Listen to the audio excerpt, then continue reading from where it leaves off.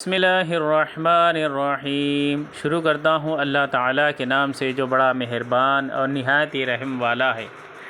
وَمِنَ النَّاسِ مَن يَتَّخِذُ مِن دُونِ اللَّهِ أَندَادًا يُحِبُّونَهُمْ كَحُبِّ اللَّهِ وَالَّذِينَ آمَنُوا أَشَدُّ حُبًّا لِلَّهِ وَلَوْ يَرَى الَّذِينَ ظَلَمُوا إِذْ يَرَوْنَ الْعَذَابَ أَنَّ الْقُوَّةَ لِلَّهِ جَمِيعًا وَأَنَّ اللَّهَ شَدِيدُ الْعَذَابِ۔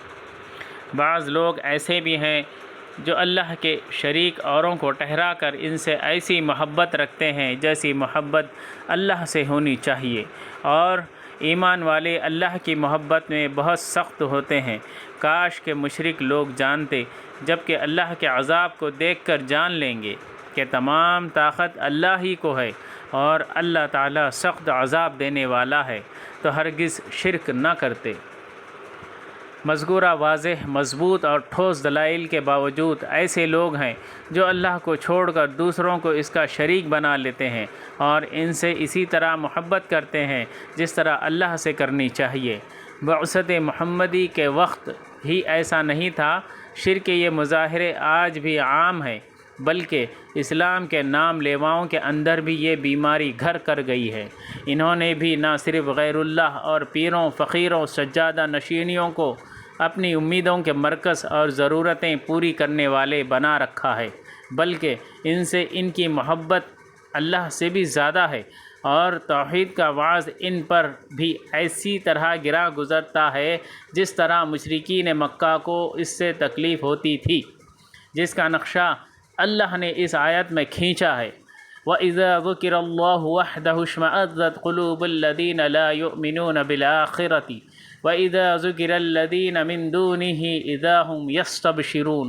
سورۃ الزمر آیت نمبر 45۔ اور جب تنہا اللہ کا ذکر کیا جاتا ہے تو جو لوگ آخرت پر یقین نہیں رکھتے ان کے دل سکڑ جاتے ہیں، اور جب اس کے سوا اوروں کا ذکر کیا جاتا ہے تو خوش ہو جاتے ہیں۔ اشمئزت دلوں کا تنگ ہونا۔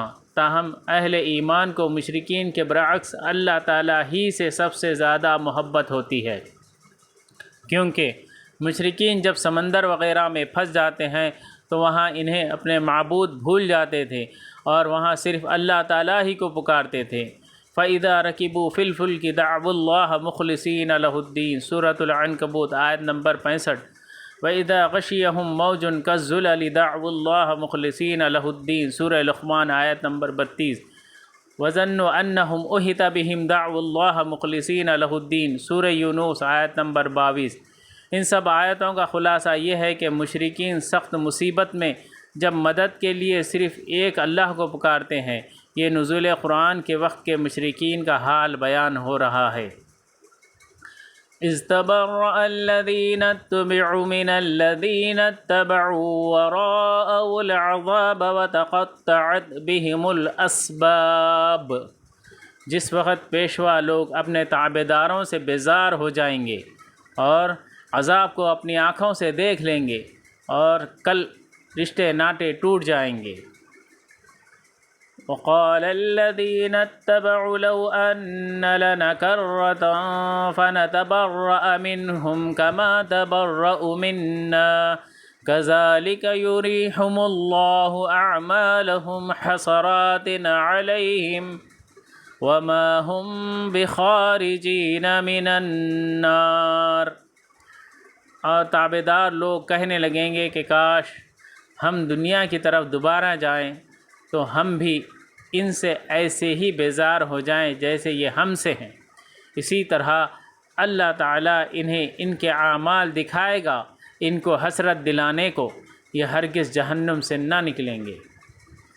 آخرت میں پیروں اور گدے نشینیوں کی بے بسی اور بے وفائی پر مشرکین حسرت کریں گے، لیکن وہاں اس حسرت کا کوئی فائدہ نہیں ہوگا۔ کاش دنیا ہی میں وہ شرک سے توبہ کر لے۔ یا ایھا الناس کلوا مما فی الارض حلالا طیبا ولا تتبعوا خطوات الشیطان انہ لکم عدو مبین۔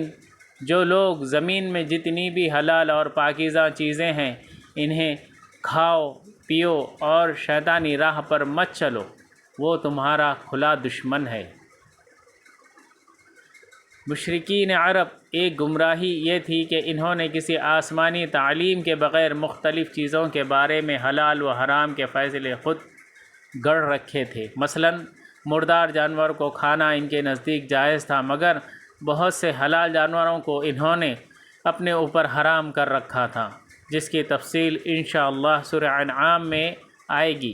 یہ آیت ان کی اسی گمراہی کی تردید میں نازل ہوئی ہے، یعنی شیطان کے پیچھے لگ کر اللہ کی حلال کی ہوئی چیزوں کو حرام مت کرو، جس طرح مشرکین نے کیا کہ اپنے بتوں کے نام وقف کیے ہوئے جانوروں کو وہ حرام کر لیتے تھے، جس کی تفصیل سورہ انعام میں آئے گی۔